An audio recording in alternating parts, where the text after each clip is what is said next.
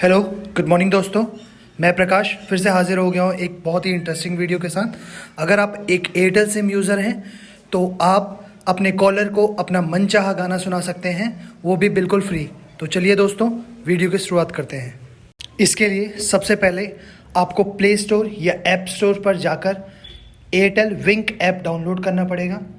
Download हो जाने के बाद आप अपने नंबर से इसको रजिस्टर कीजिए और अपना मनचाहा गाना इस पर सर्च कीजिए।